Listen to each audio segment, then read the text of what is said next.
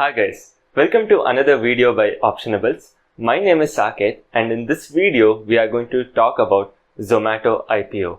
So Zomato plans to come up with an IPO where it plans to raise somewhere close to 9,375 crores from the public. So it is issuing equity shares in the price band of 72 to 74 rupees and the issue is opening on 14th of July and it ends on 16th of July. So Zomato tells that it wants to use this money for organic as well as inorganic growth. So what we have to try to understand is after the issue gets listed, the value of Zomato will be 60,000 crores. So is Zomato really worth 60,000 crores? That is what we are going to find out in this particular video. For this, we will have to understand how does Zomato work or business of Zomato. So we will go back and see how did Zomato start, when did it start and how has it progressed.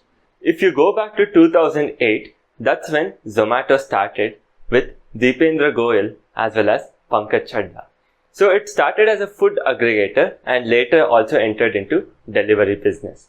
So it now operates in more than 24 countries as well as 10,000 plus cities. Right? Now coming to the last 2 years, which are the most crucial years for Zomato. So in 2018, Zomato was processing close to 30 million orders per year. But believe it or not, in 2020, Zomato almost processed close to 400 million orders. So the number of orders have grown almost 10 times. So $400 million is close to 40 crore orders in a single year. So not just that, Zomato has also acquired Urban Spoon and this has enabled Zomato to enter into US as well.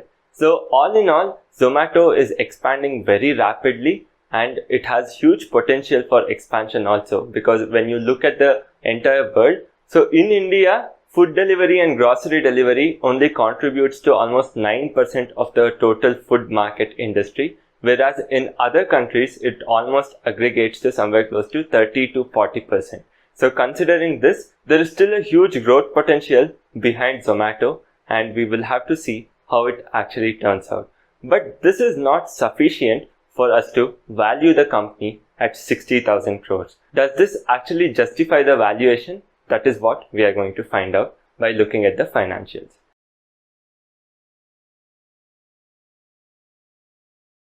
So now let's understand the financials of Zomato. Zomato has somewhere close to 3.2 crore active monthly users, which means these people will be ordering from Zomato every month. And not just that, they have also tied up with close to 4 lakh restaurants. We will understand why this restaurant tie-up is very important for Zomato. Apart from that, they also have close to 15 lakh Zomato Pro memberships. So now what we have to understand is the business model of Zomato. So Zomato generates revenue mainly through two sources. One, when you order from a restaurant, Zomato is going to tell, okay, since I am delivering the food to the customer, Zomato is going to ask the restaurant, pay me certain commission.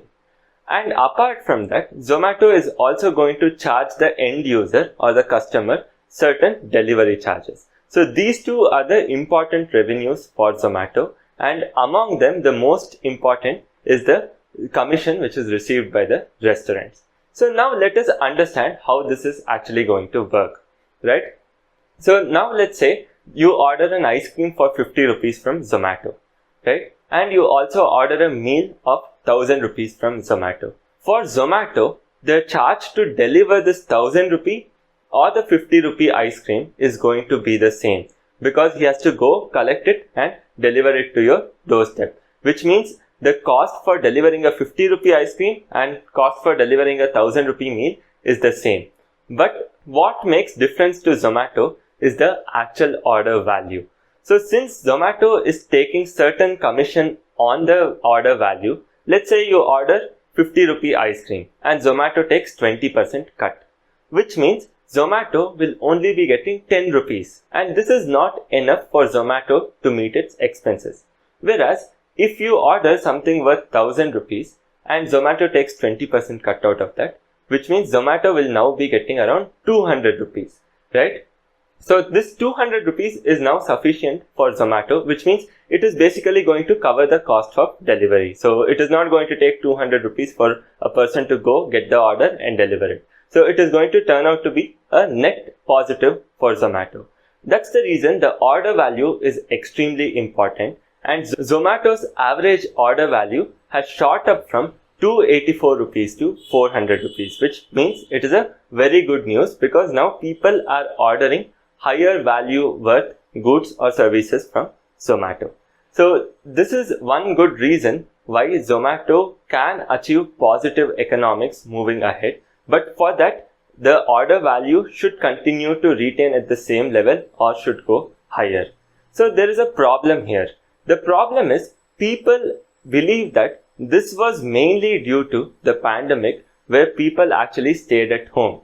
So when you stay at home, what is the advantage? Instead of ordering meal for yourself, you will order meal for your partner as well. So instead of ordering one meal, you will usually end up ordering 2 or 3 meals. So what this will do is it will automatically push up the order value higher. People expect that this might dip after the pandemic is over and the order value is going to come down, which is again going to be a negative for Zomato. So this is still unclear as to what is the actual reason that the average order value has shot up from 284 rupees to 400 rupees. So once we know this, it is going to help us much better in understanding what is going to be the future perspective of Zomato. Since Zomato started booming after 2018, we are going to look at the financials of Zomato from 2018. We are going to look at what is the revenue Zomato generated and what was the cost involved to generate the same revenue. So in 2018, Zomato generated a revenue close to 480 crores and it had a loss of around 100 crores only. So this was the operation in 2018. Coming to 2019, Zomato sales almost grew 3 times, that is somewhere close to 1400 crores. But the loss multiplied by 10 times. Instead of 100 crores, the loss was now at 1000 crores. And this clearly shows that the economics is not clearly working out for Zomato because the cost per order or the cost to fulfill one particular order is shooting up. Now let's see what exactly happened in 2020. So in 2020, the revenue as well as expenses, so both almost doubled. The revenue shot up from 1400 to 2700, whereas the loss shot up from 1000 crores to 2000 crores, somewhere around 2000 crores. So here the Zomato's economics almost balanced out. So they had no improvement or any deterioration from 2019 because the revenues also doubled, the loss also doubled. But what is interesting is this is when the order value starts to go up, and in 2021 we can see a small turnaround in the economics of Zomato. In 2021, as we already discussed, the order value had shot up. So from 264 it had shot up to 400. What this made was Zomato's revenue did decrease slightly. So it decreased from 2700 crores to 2100 crores, just around 20-25%. But what made the difference is the actual loss. The loss narrowed from 2000 crores and it was almost 60% lesser to just around 800 crores. So you can clearly see the positive economics kicking in as the order value increases. But the question is, will this sustain? So that is a very important question to ask.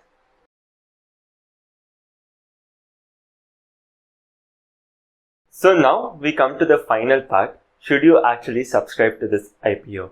So I will be giving a very personal opinion and I would suggest you to consult your financial advisor before acting on any recommendation. And this video is mainly for educational purpose also. So our personal opinion is a no. So I will be explaining why exactly. The potential for Zomato to grow is humongous, but that is not convincing me to pay 60,000 crores today for the company. At 60,000 crores, this company will be worth more than McDonald's, Domino's as well as Burger King in India. So would I actually be willing to pay so much? The answer is no. So no doubt the future of Zomato is very bright and it has a lot of potential. But the thing is, looking at the sales, so the sales is just around 2000 crores and the profits, it is not even break even. So it is still under loss and with the sales of just around 2000 crores. So now you have to ask yourself, if the company is only generating 2000 crores in sales, so forget about net profit. So 2000 crores in sales, is the company worth 60,000 crores? I personally don't think so. But does this mean that you shouldn't apply for the IPO at all? That is not the case, because IPO in the grey market is trading at a 15-20% premium in the grey market. So which means if you apply for listing gains, there are higher chances that you will end up with a decent gain of 10 to 15%. So it is up to you if you want to apply for listing gains or you want to apply and hold it for a longer run. So our personal opinion is you can try it out for listing gains, but we personally don't believe in investing in Zomato for a longer run. So I hope you have enjoyed this video and you have got to learn a lot from this. You can also check out the article on Zomato IPO from our website. You can just visit www.optionables.in/blogs. So there we have a separate article explaining you the details of the Zomato IPO, and I hope you enjoy reading that as well. Thank you so much for joining, guys, and please don't forget to hit the like button, share and subscribe. You can also check out our other social media channels, that is Twitter, Instagram as well as Telegram. The link is in the description. Thank you so much.